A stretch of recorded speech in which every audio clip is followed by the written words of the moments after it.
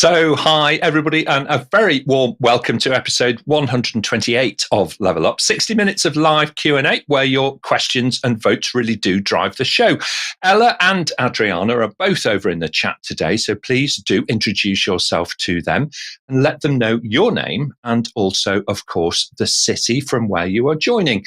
It's great to do that. It's really good to introduce yourself. We will, of course, post a link into the chat for you to vote up the questions that you would most like answered. And of course, you're most welcome to add your own.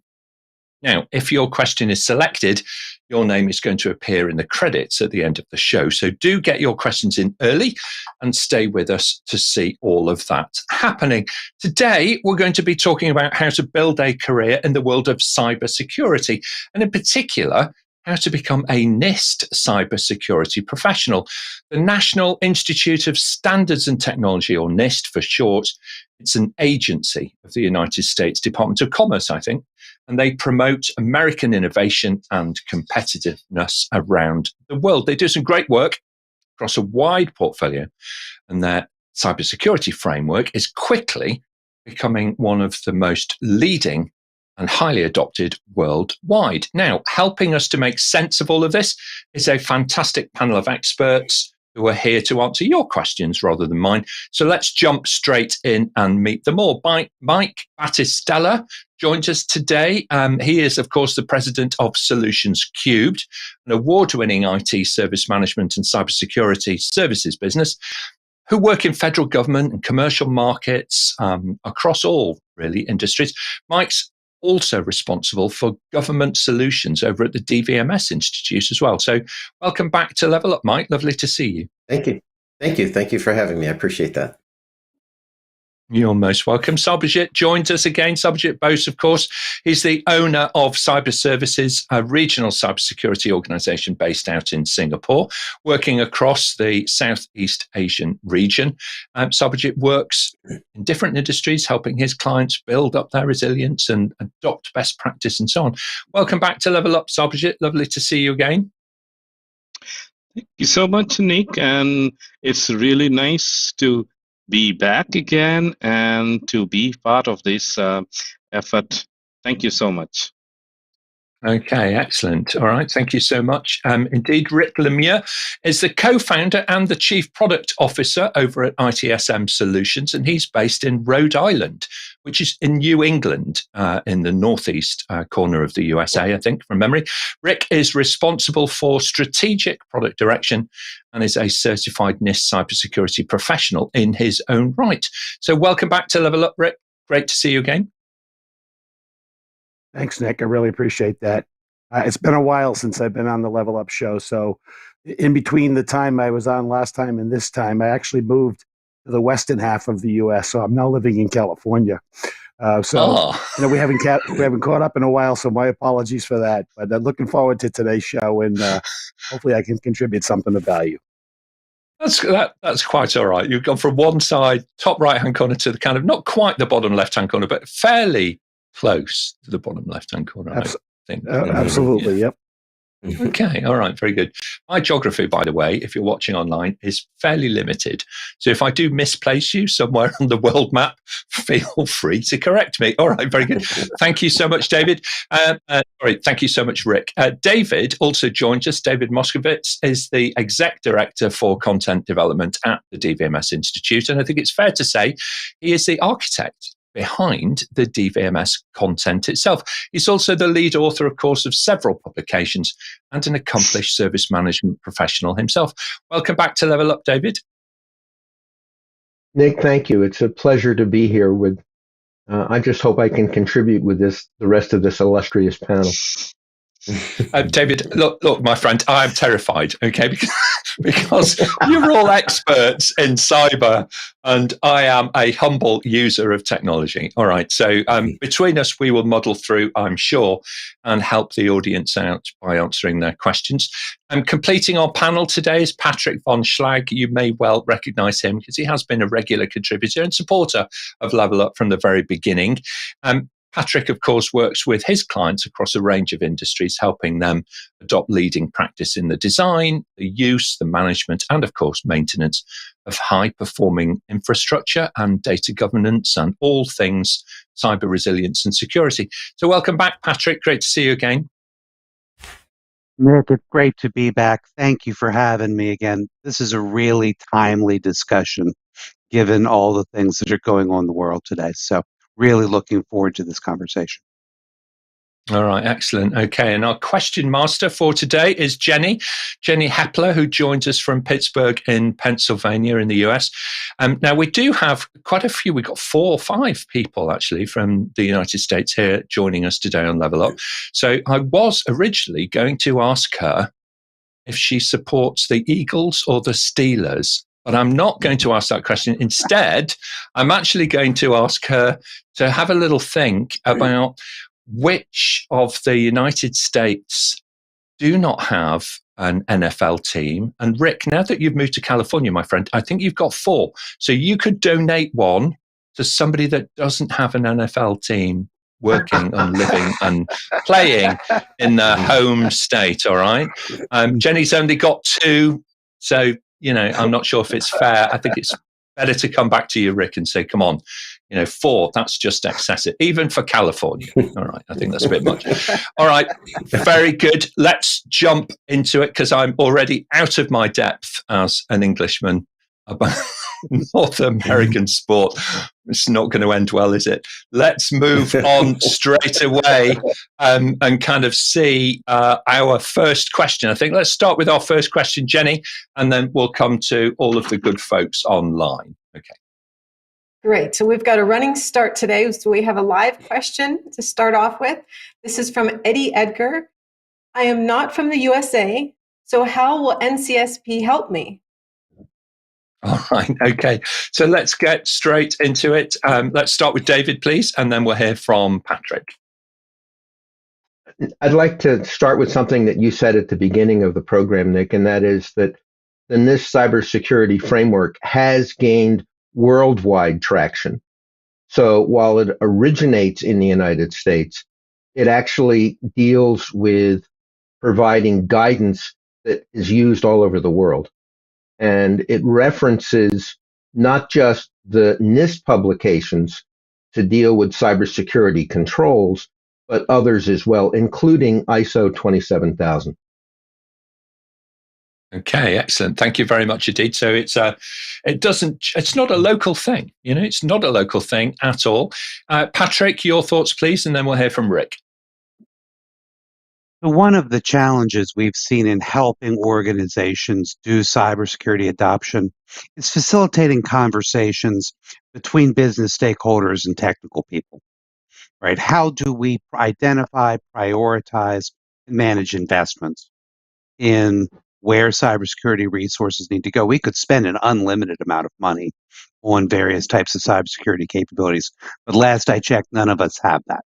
So part of using a framework like the NIST Cybersecurity Framework is to help organizations rationalize their decisions about security, right? How do we make that an integrated part of our digital strategy?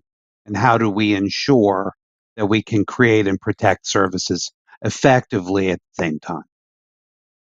I think you're absolutely right. I mean, the world of IT operations can be a terrifying place because organizations are, going screamingly quickly into digital transformation. There are more services, more products, more endpoints, more devices connecting into systems and services than ever before. Even my dishwasher at home now is on my home network. Quite what it's doing there, I have no idea. But the point is that you can't slow down. You need protection. You need to have a framework which is going to work properly at pace and at scale. So I completely agree with your comment there about not having the money, and we also don't have the time, quite frankly, to mess about either. Very good. Thank you so much.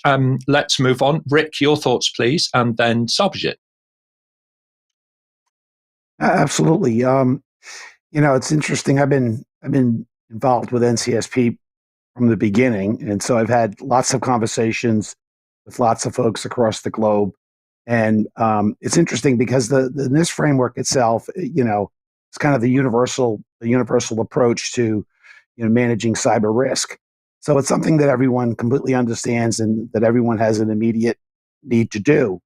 What I have found throughout my journey is that some international countries have adopted the framework as is. In fact, they name it by name.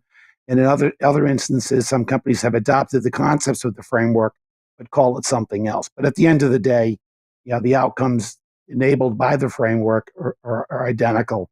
So it's a situation now where, in terms of the question, that organizations and governments are now starting to put in place, the requirement for professionals who understand the NIST cybersecurity framework. So it is globally applicable and is growing daily. In fact, I think in the last couple of months or so, there have been lots of changes across the globe in the regulatory environment, as well as the legal environment, as well as holding executive teams and boards accountable. So you're going to start to see the requirement for the NIST cybersecurity professional show up in many job postings and opportunity postings that will be coming out over the next few months. Yeah, I completely agree with that. I look after Australia as a territory, and I was talking with a colleague over there just earlier on this week, and quite a large number of job placements now on the job boards, and so on for you to apply for, actually mention the NIST cybersecurity framework, all right, or NIST. Usually it's just NIST. They don't always expand into the whole thing. But it is starting to get actually a real shout out. So that's brilliant to see and proof of that statement. So I totally agree with that. Sarbojit, final thoughts on this, please. Yeah, thank you. Well, what I want to say is, as long as we are from this universe or this world, and not aliens, we all would have the same issue of the security concern. And the digital transformation is something that all organizations are now adopting. So in that scenario, it is very critical to protect your assets and the risk to the organization. And NIST precisely does that. So whether you are in US or outside, you need that protection. And as Rick said, many countries are following that directly, indirectly. So wherever you are, Eddie, I would say that you will need something. And why not NCSP? All right. Okay. Thank you very much indeed. So brilliant. What a great question to start us off. Okay. Because good practice can pop up anywhere in the world, and it then, catches people's imaginations and it gets adopted by the standards bodies, and then it gets rolled out. And that's exactly what is happening here. So let's find out who is online around the world. Liam is joining us again, a regular viewer. Liam Reddy, thank you so much for joining us from Norwich in the east of the UK. If you're trying to place that city on the map, Mark is in London. Well, just to the east of where I am, actually. I'm in the Thames Valley, Mark. So really great to have you joining us today. And some other folks who are online include Kinga, who is joining us, again, a regular viewer from Warsaw in Poland. So really good to see you online today, Kinga. I don't think you were up quite early enough for us on Monday. Maybe you were. We may have missed you. Okay, so if you were, I apologize. And a couple of other folks, if we've got them, please, that would be really great. I can see some other people online as well. Shanice is joining us from South Wales, of course. Shanice is, of course, one of the APMG team. Today, she's over in the west of the UK, in the very beautiful area, actually, in South Wales. So thank you, Shanice. And one final person to select. We've got Nigel, who's listening in from Cape Town in South Africa, down there in the Western Cape. So marvellous. Thank you very much indeed. So, Jenny, I can see that we're getting some questions. And if you're online, by the way, I want to see those questions coming in. So don't just watch, okay? Do join in. Put in your questions about cyber security, and in particular around the NIST cybersecurity framework and how to become a professional in this space into the chat. And the social team will pick it up. Ahmed, thank you so much for joining us from Bahrain. Really good to see you live online today. Very good. Jenny, let's take our next question, please, while we wait for the live questions to come in. Sure, Nick. Another great question. This one is from Tom Jenkins. What does it mean to be a NIST Cyber Security Professional? How is that different from a cybersecurity professional without the NIST part? All right. Okay, Mike, why don't you start us off, please, and then we'll hear from David. Sure. Cybersecurity is such a broad range of areas. Everything from penetration testing, threat hunting, analysts, forensics, we could go on and on, right? So to say that I'm a cybersecurity professional is like saying that I'm an electrical engineer. What area did I focus? Or I'm a doctor. What area did I focus in?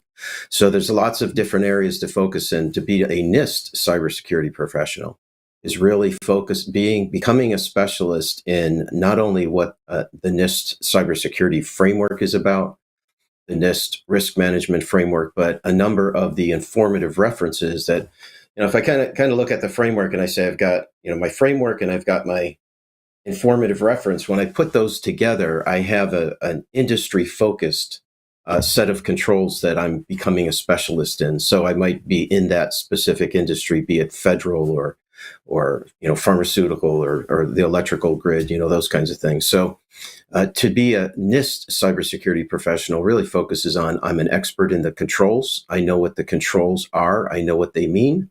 I know what the functionality and capability is that I need to provide or adhere to pass that audit. And I think where the NIST cybersecurity professional training and certification coming through the DVMS Institute, where we differ, is typically the end game is pass the audit.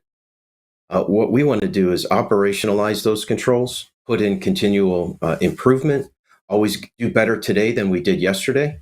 And so to be a NIST cybersecurity professional through the DVMS program is really focused on how do we continually improve and just be a much stronger player in the cybersecurity industry.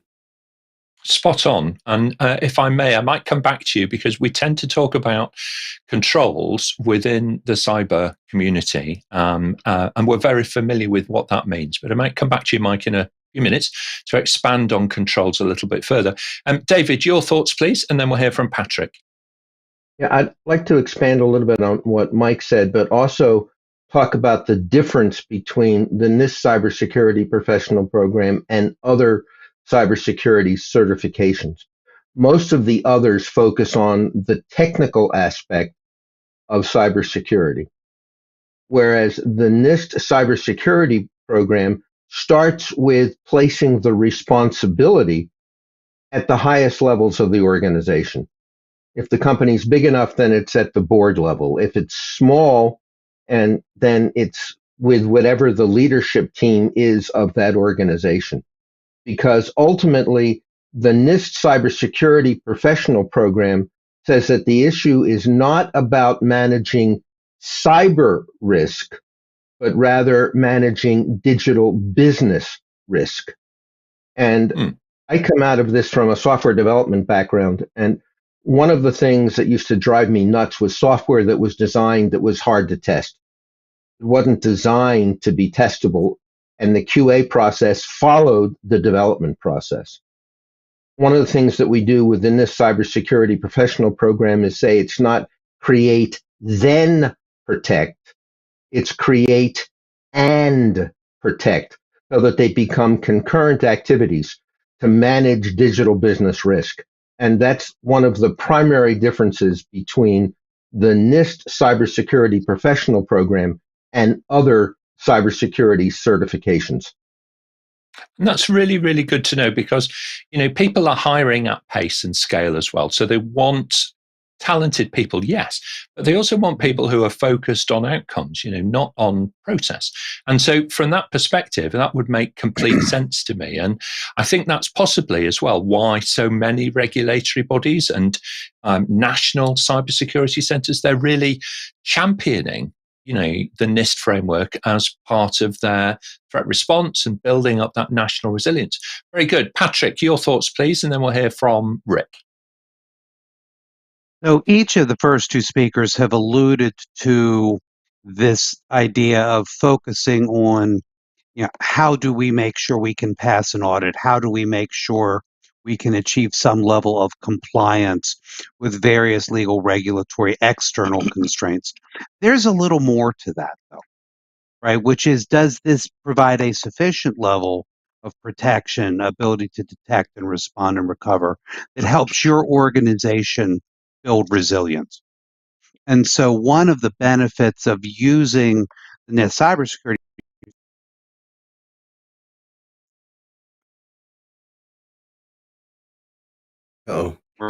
Okay, so I think we've just lost the connection through to Patrick, so we'll get him to rejoin momentarily, and hopefully we'll get a better link. Rick, give us your final thoughts on this one, please. that it's a Okay, I guess I just heard Patrick in my headset. So That's I've looked at the NIST Cyber Security Professional in terms of it's really an opportunity for individuals and organizations to manage the business of cybersecurity, right? Because cybersecurity risk management is a business problem or a business opportunity. So in terms of, there's a technical side to cyber and there's a business side to cyber. And this cybersecurity professional is focused on the business side. Now, what that means is that not only do, people from the IT organization and the cybersecurity organization need to have the skill sets associated with being a NIST cybersecurity professional, but it also requires the business side of the business to have those skills as well. So whether you're a legal advisor to an organization, or you're a quality advisor, an operations advisor, these are things that those individuals, the skills that those individuals need to have as well to participate in that management of the cybersecurity risk profile of an organization. So that's, when I talk to folks about this, it's really about, think about this in terms of the business itself. These are business capabilities. Patrick mentioned resiliency. Resiliency is a key component of this. So that's really how you need to be thinking about it in comparison to the technical side of cyber, which ties into the programs that Mike mentioned in terms of ethical hacking and testing and things like that. Okay, it's starting to make more sense for me now, because I'm beginning to get that little bit more of a kind of, focused view as to why it is so relevant and why it's resonating so much in the market. David, just add a couple of comments on, and then I want to revert to Mike. All right. I want to pick up on something that Rick alluded to, and that is the fact that one of the changes that we made in developing the NIST cybersecurity framework and our program, not the framework NIST did that, we developed the cybersecurity professional, is that we said that instead of looking at cybersecurity as a technical endeavor, look at it as an aspect of quality. Because the relationship between quality and value is critical for an organization. Customers get to decide what value is. They also get to decide what quality is to them. So that if the organization takes a cybersecurity as an aspect of quality, that's one of the things that deals with create and protect. And it goes back to something that Phil Crosby wrote about decades ago in his book, Quality is Free. It's free if you do it from the beginning. It's costly if you try and deal with it serially. Perfect. Yeah, I really like that one. Actually, I'm going to make a note of that. It's free if you do it from the beginning, and it's expensive, okay, if you have to do it retrospectively. So there we are. Excellent. Now, Mike, we had a question a little earlier that appeared in my mind. You were talking about the this concept of controls, controls in cyber, and you were saying it's it's embedded within the framework, and you were talking about that. So just for those folks who are a little bit less aware, how would you go about describing these controls? What are they? Nick, I'm so glad you brought that back to me, because I've got some real strong feelings about it, but I'm going to try to do it very quickly. So the control within the framework is something that an organization must do, must adhere to pass an audit. So it really is a series of, I could call it best practices. It's not necessarily, but this is what you should do. And when you really think about a control, the control is, and I'm going to be in the negative term here, the least acceptable, the lowest level that you need to adhere to functionality and capability wise to pass the audit. Just think about what I just said. On the IT side, we have ITIL, the IT Infrastructure Library, and that's all about best practices, doing better today than I did yesterday. On the cyber side, we have controls. And so what happens on the cyber side, it's all about pass the audit. That's the end game. That's the desired state. Whew, pass the audit. Could you pass the mustard? Right. It's like it goes back, right? It goes back to business as usual. And there's always this stress and angst about, self-assessment and audit coming up. And what we've done with this program is try to wrap that best practices, process improvement. Let's do better today than we did yesterday. If we've passed an audit, not as the end state, but as the current state, and we start from there, and we're always doing better than we did yesterday, well, we've just, from an organizational standpoint, removed all of that angst and frustration about self-assessments and ongoing audits. And I say to my customers, I want them to be so well prepared. The auditor could show up in the parking lot, call up for an unexpected audit, and you say, come on in, the coffee's on, the donuts are ready, let's go. Okay, excellent. Thank you so much. That's super helpful. I completely agree with you. I did see an interesting image recently that had an unpaved road and a very short piece of tarmac representing the audit. And then the road returned to the unpaved, unmade version. All right, so some of the folks, Mitra has joined us from Washington, D.C., also in the USA. We have some other folks online as well from different countries who I can see in the chat. Ahmed, I called out a little while ago from Bahrain, so really great to have you online again, my friend. So thank you for joining us on a Friday. And we also have a few regular people joining as well from different countries. I'm just going to call you guys out in a moment. We've got Adriana, of course, watching from London. I can see Diane, who's joined us, and she's in the Republic of Trinidad and Tobago.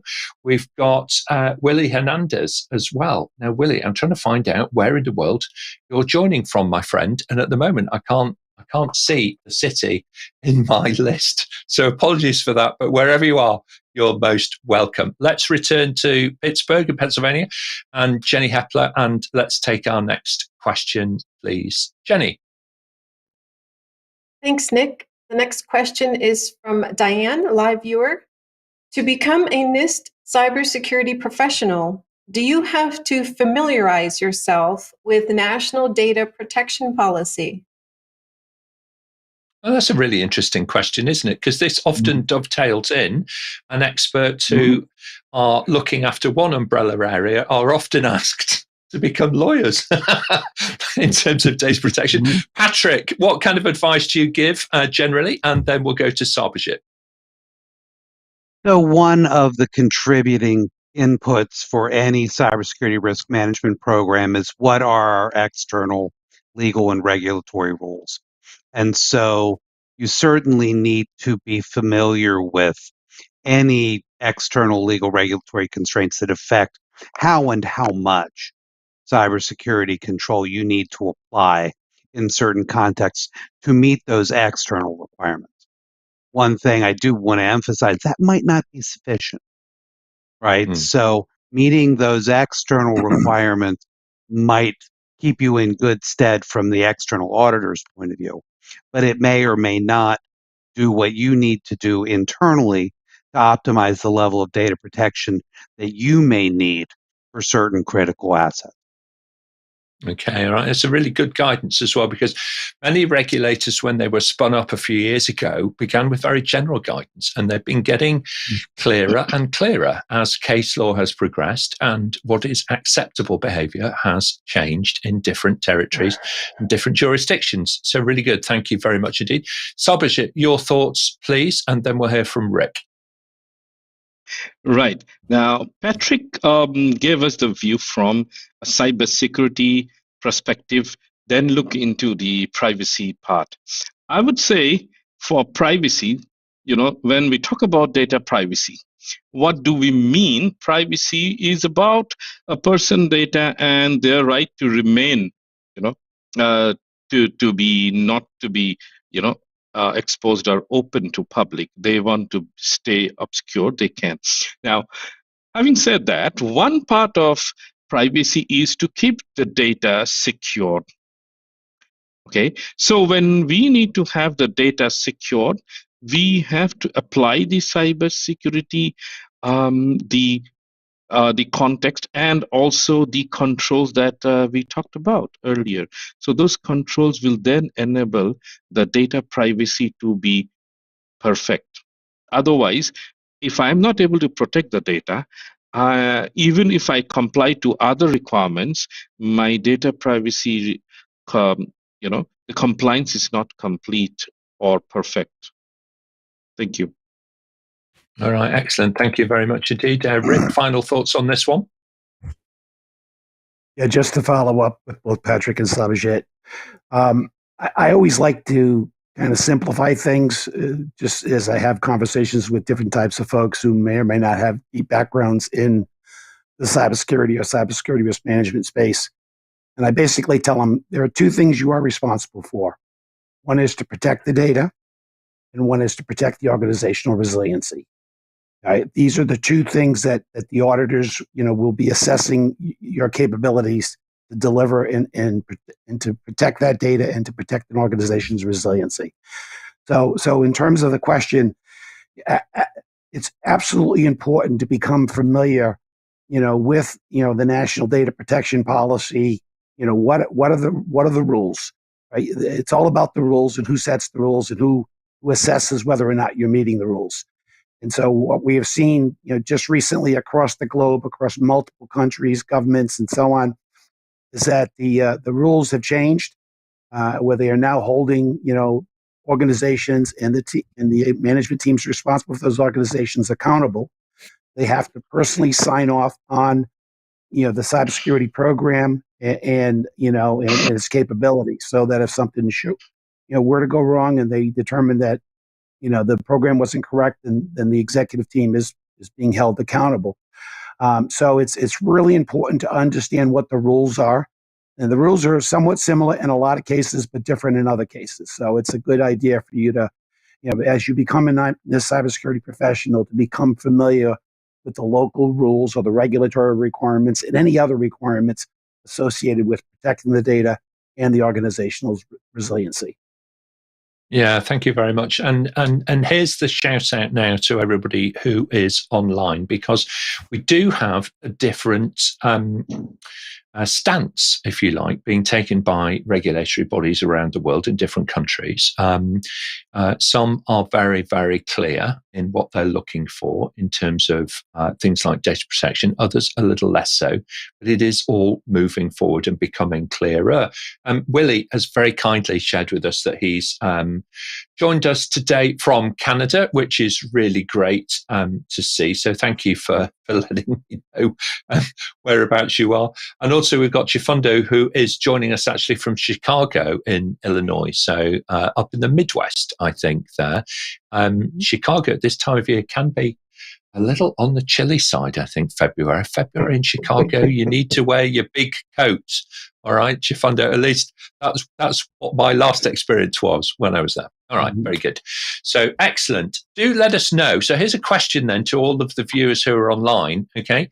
Do you agree with the panel that, the world of cyber is often conflagrated with the world of data protection, and in particular, the legislation and the rules that go with it. So if you are asked for your opinion and you're a cyber in this world of cybersecurity and you're online, around about those two worlds coming together, and you agree with the panel, then do let us know in the chat.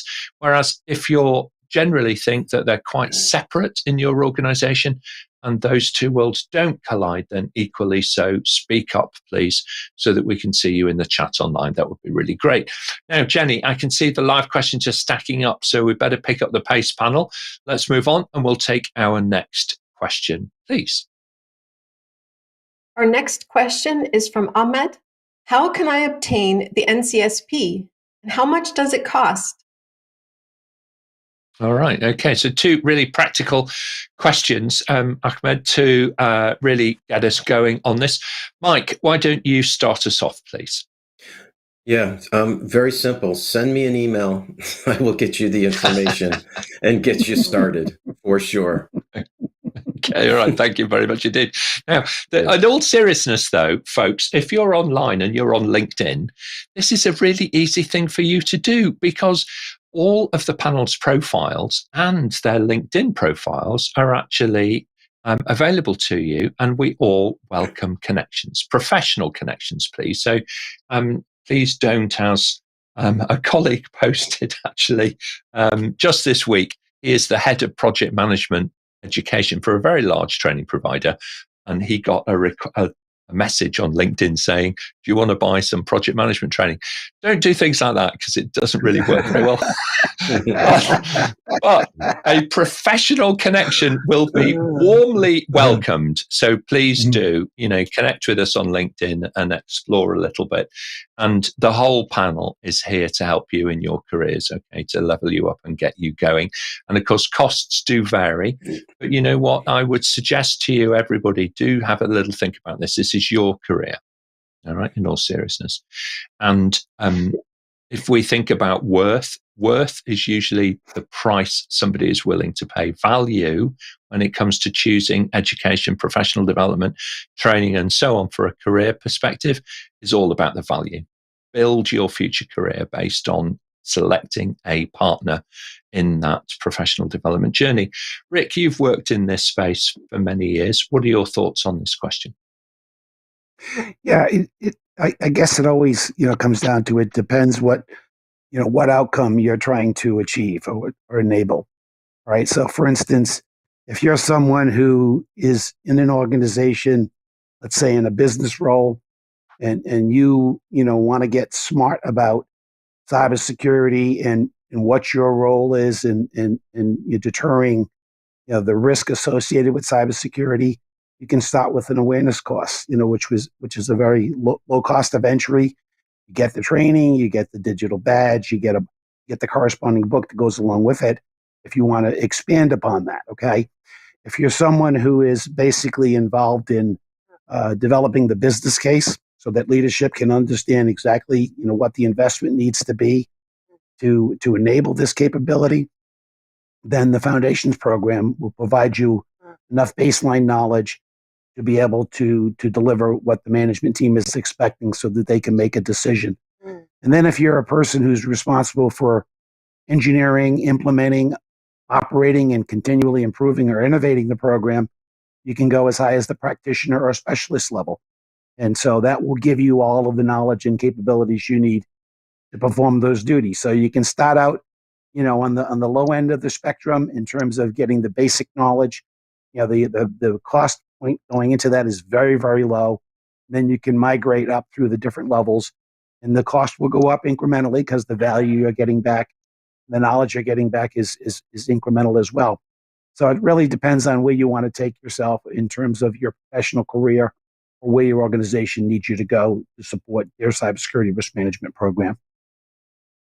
Yeah, absolutely. Thank you very much indeed. And some great thoughts there for you to start you off, or indeed if you're mid-career and you're really looking to get some evidence base to prove your aptitude in this area and plug straight into that better role either internally or with another organization. This is a fantastic time to be cross-training yourself or upskilling yourself even, to move into these more senior leadership positions. It's going to be a critical path for everybody. So, very good. Let's move on. If we can, Jenny, we'll take our next question, please. The next question is from Willie. From your experience, what area of the NIST domains is most difficult for companies to pass? All right, very good. Patrick, start us off. So there's a couple things I want to highlight in the question, right? The first one is that the NIST framework is not something that you pass or you fail, right? It describes a set of outcomes, a set of results your organization is trying to achieve. And all of them are subject to scope, right? You're going to make different decisions about how and how much of that you require based on your organization's both external requirements and internal needs. When you look specifically at the NIST domains, most organizations spend most of their energy on trying to identify critical assets and protect them, right? And this makes perfect sense if you think about it. But what they often underinvest in is their ability to detect, for example, when their preventative controls have failed, so that they can quickly respond and recover to limit the damage, right? So part of adopting the NIST cybersecurity framework is a little bit about changing your mental model from how do I protect everything to how do I build resilience so that if my preventative controls fail, the organization can adapt and respond in a way that it can sustain itself. It's such an important thing, isn't it? You need to round out your capability in the organization. You need to build this 360-degree resilience, if I can call it that way. But at the same time, you also need to have an eye on where the organization is traveling. What's the direction of travel? Because doing things the way that you're doing them today might not be how they're going to evolve in the very near future. David, your thoughts on this, and then we'll hear from Rick. Pardon me. To piggyback on what Patrick said, the way that you have to look at the NIST framework is basically a governance decision to adopt the framework as guidance. Then it's up to the organization to adapt that framework and the way that they approach it to meet their needs.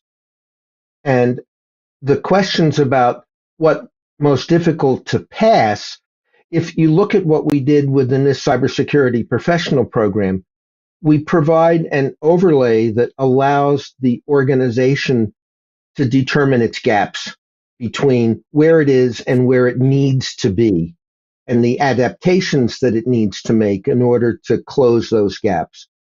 So from a very, very generic perspective, not so much issues of passing, but rather closing the cybersecurity gaps are going to depend upon the discovery of the current state and planning of the desired state.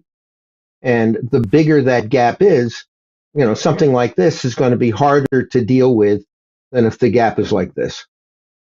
Understand. Yeah, it's a really, really good way to think about it. Thank you very much indeed. Rick, final thoughts? Yeah, just to follow up on both David and Patrick, I think they both covered a good majority of the areas that that companies need to focus on and what to do to successfully pass that audit or deliver that capability. For me, I think one of the areas that's most difficult for companies to pass is to change their culture. All right, because that's an integral part of a successful cybersecurity risk management or digital business risk management program. You got to get people to think and act differently, right? And that starts at the top of the organization with senior leadership adopting, those programs and policies, and then propagating that into management policies, into operational policies, and into business policies. So everyone's always thinking before they act. They're always suspect about what's being presented to them to ensure that it is truly trustable and clickable, if you will, in order to do their jobs. And I think that's where we're heading. And I think, the NIST Cyber Security Professional program, is kind of a two-step process. First thing organizations need to do is to stabilize their existing environment. But going through what David and Patrick mentioned is they need to do their assessment, need to understand their current state, they need to engineer and implement their future state, and then they need to continually innovate that state going forward.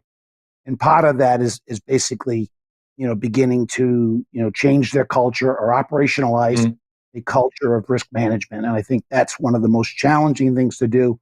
But with senior leader sponsorship and pushing that down through the organization, through management, through operational policies, it's absolutely doable.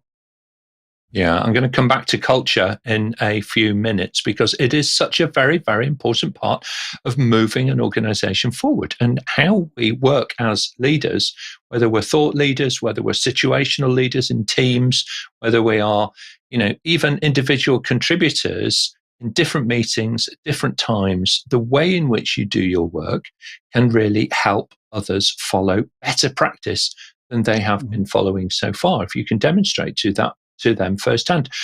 Mike, final thoughts on this one, then we'll move on.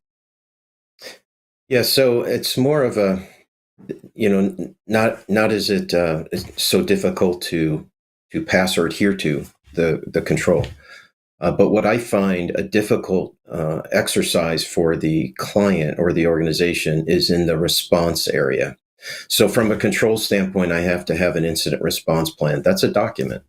And it says, what are we going to do when we have an incident? And unfortunately, most organizations don't exercise that.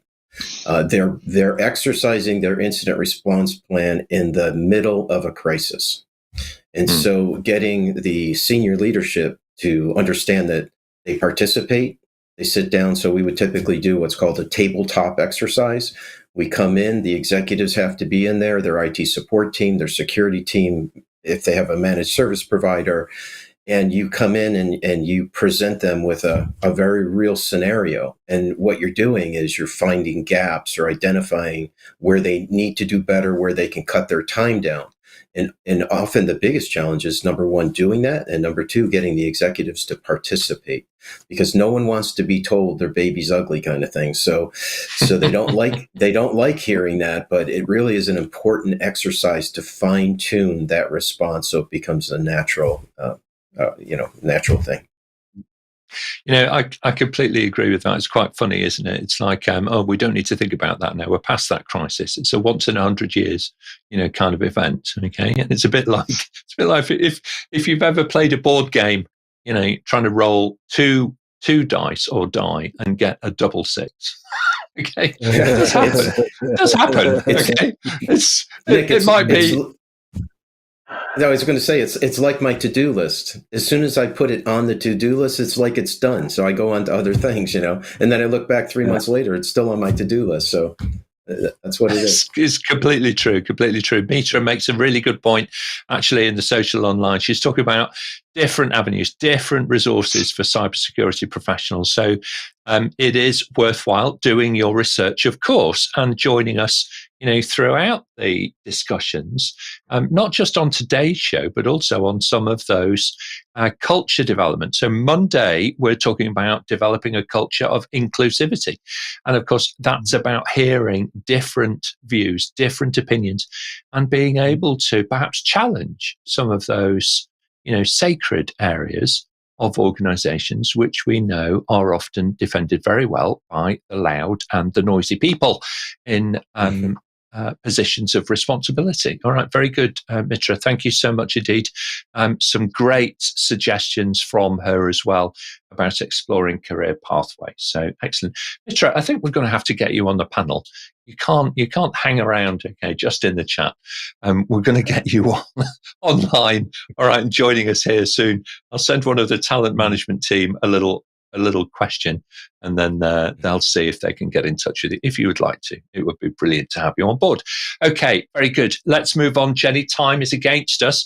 I think we can fit one or two more questions in if we hurry. The next question is from Mark. How long does it typically take to prepare for and pass the certification? And what are the costs involved and study mechanisms? All right. So I think there's a variety of answers to this one. David, why don't you start us off around, that learning journey? When I was teaching the ITIL material, I used to get the question, how long does it take to study this and learn to pass the exam? And my answer was always the same, and it's typical for this one as well. How long does it take to learn how to ride a bicycle? If the only thing you do with a bicycle is try and get on it 5 or 10 minutes once a week or once a month, it's going to take a long time. But if the child is dedicated to learning how to ride the bike, they can do it basically in a day. Now, I'm not suggesting that you can learn and study in a day, but I am suggesting that the amount of time that it takes depends upon your diligence. It depends upon your study habits. It depends upon the way that you approach the material. And the other issue is that the NCSP certifications require that you take a course so that your journey to pass the exam is started by the excellence of the instructors. And then it's up to you to read the books, study the material, and then take the exam when you're ready. Okay, Ellen, thank you so much indeed. That's really super helpful. Patrick, why don't you help us out here a little bit, and then we'll hear from Rick. So one part of the question gets at study mechanisms. So you can study for these credentials using a self-study e-learning approach. You can take in-person or virtually delivered classroom training for the programs. Each of them come bundled with a book that provides a pretty significant deep dive into really how to think about using the NIST framework, both from an adoption perspective and in terms of adapting it to help your organization make decisions about how and how much to do. And so, obviously there are different price points for self-study versus classroom training and the levels of certification you're seeking. But ultimately, you can do the entire program self-study. A lot of people do the foundation program self-study and then do the practitioner program in person. There's some significant reasons why that might be beneficial. You get some exposure to some different types of experiences that I think you'll really get some significant benefit from. Okay, thank you very much indeed. Rick, briefly, and then we'll hear from Mike. Absolutely. The first thing I want to state is that there are no prerequisites to taking these courses. So you don't have to have a master's degree in cybersecurity, or you don't have to be a technologist. You can come in off the street from any background and get into these programs and successfully complete them. What I want to do real quick is just use a case study, and this involves Mike as well, where this past summer we had 4 interns from a local university come into the program. They all took the NCSP course. They all had to get through the examination piece of it as well. And then Mike actually had them basically do an assessment of his company and report back to Mike as to what gaps he needed to mitigate in order to achieve cyber resiliency.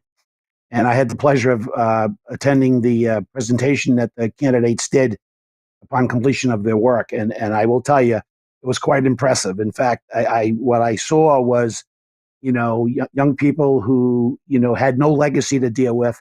They were pure sponges. They were able to become one with the content and one with the knowledge that the content enabled, then turn that into a deliverable. So just really Right. one live example of 3 individuals who went through the course, successfully completed it, and had no background in cybersecurity at all. Brilliant. And Mark, I hope that that's helpful to you.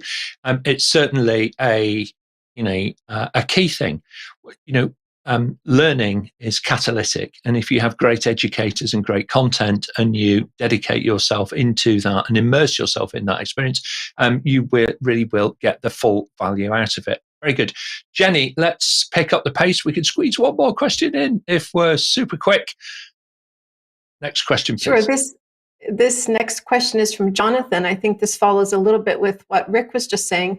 I currently work in project management and want to change careers to be a cybersecurity professional. Where do I start? And is it realistic to achieve? Okay, all right, Mike. We're going to take two answers to this one. So Mike, start us off and then we'll hear from Sarbojit. Sure, and I know we're short on time, so I'll go quickly. I love this question. I'm asked this question all the time, and with the amount of federal contracts, government contracts I'm looking at a lot of resumes, I'm looking at a lot of job descriptions. I can assure you, qualifications for that or requirements for the job descriptions are coming up. NIST Cyber Security Framework, NIST 853, NIST, they are asking for it at all levels: project managers, scrum masters, engineers.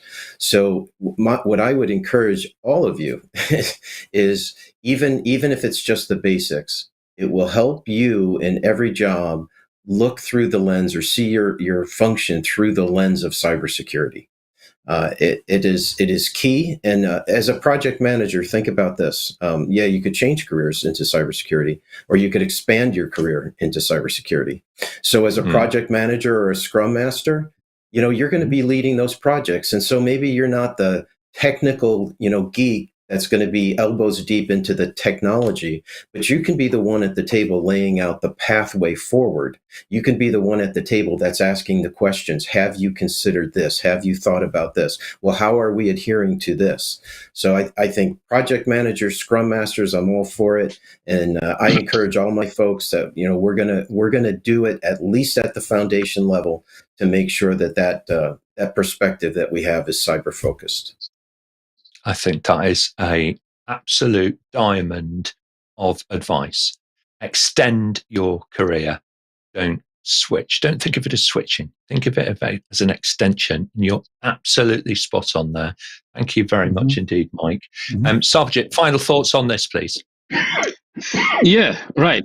Thank you. So just taking Mike's words a little bit more and say that, as a project manager, you are managing projects, and maybe, I don't know what kind of projects Jonathan is currently managing, but if you want to manage cybersecurity projects, just start with the awareness. If you are not from the cybersecurity domain, just start with the awareness, and then maybe you can go to foundation if need be, and then manage projects. And you know what, if you go and check with the NIST, where they talk about the skills and the gaps in there are a lot of scope. What Mike said, there are a lot and lots of job out there, and there is a huge gap. So it will be very nice for people like you, Jonathan, who wants to extend their career into cybersecurity. All the best to you. Thank you. All right, excellent. Thank you very much indeed. Thanks, Sarbojit. And some great questions today, and some great comments from our folks online as well. Mohammed has said it's rather like a builder. If the builder understands some of the project management techniques, they can be much more efficient and so on. So this hybridization, this extension of our core competency into new areas is absolutely the direction of travel. Closing remarks now, panel. I'm afraid we've run out of time, so we're going to be super quick with these.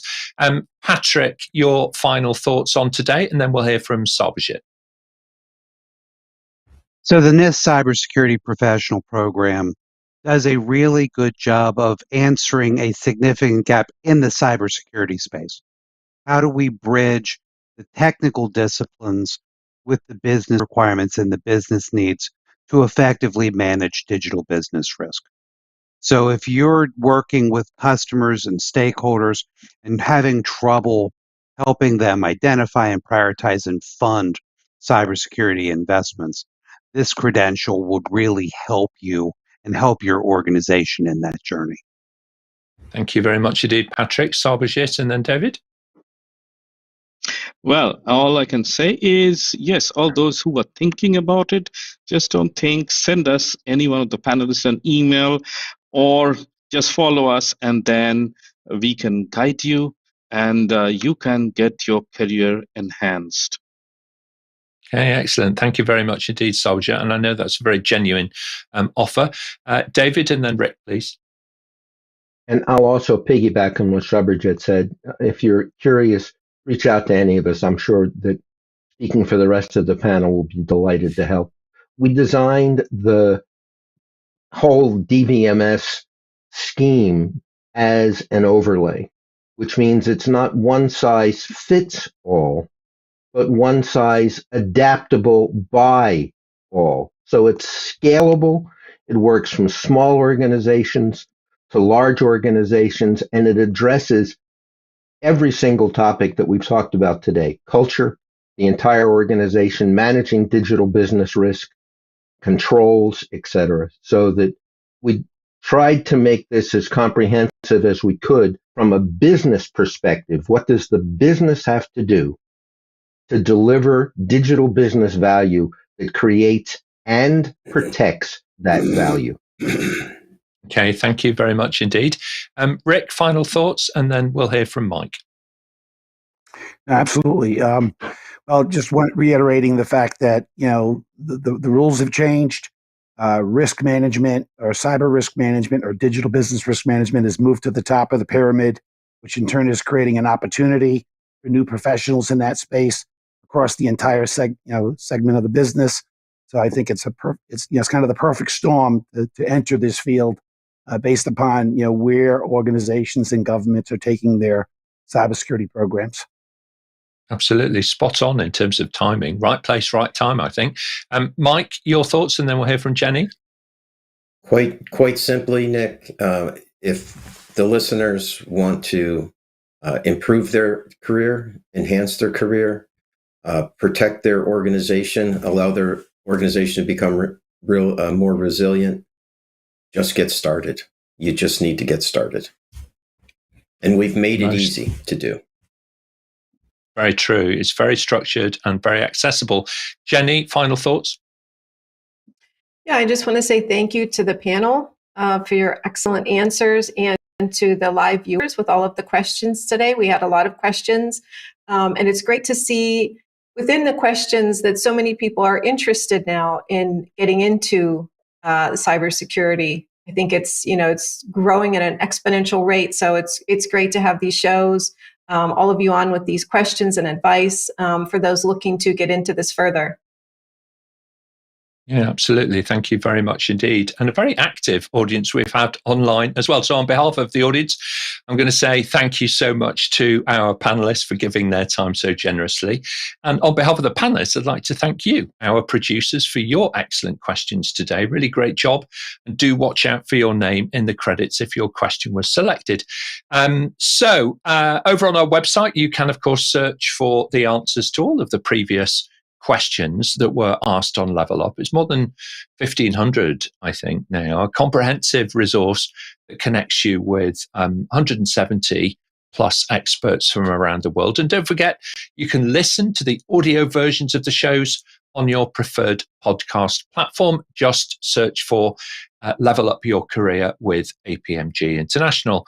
Take a moment, if you would, hop over to our YouTube channel, like, comment, and subscribe to the content. If you share it, it doesn't cost you anything, and it really does help new folks discover it and help them to level up their careers.